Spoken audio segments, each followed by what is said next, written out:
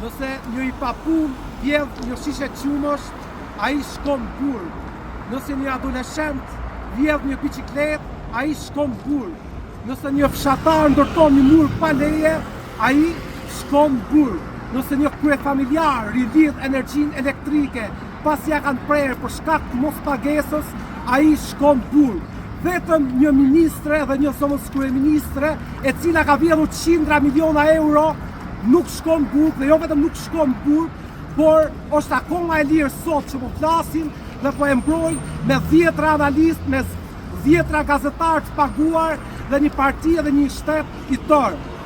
Duke thonë se ato e mbron ligji, se ato e mbron kushtetuta, se ato e mbron kryeministri dhe se ato e mbrojnë institucionet.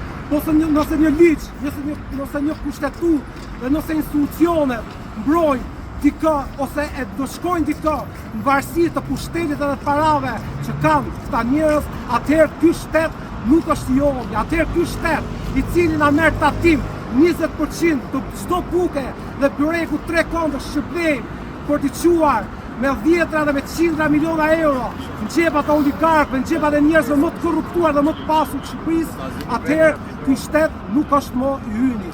Ky shtet nuk ka qenë i hyni edhe para ditës sot. Ky shtet nuk ka qenë i hyni prej shumë e shumë kohësh dhe prej shumë e shumë brezash.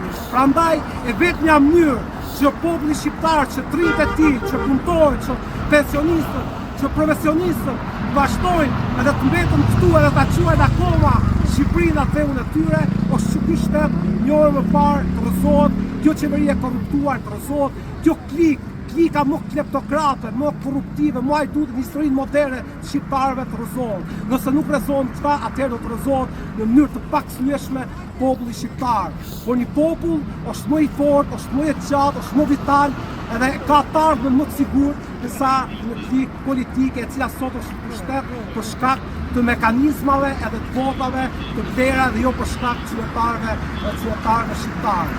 Koha e tyre po mbaron, tani është koha e rënjes, megjithatë populli shqiptar ka një thënie të urtë edhe të vjetër.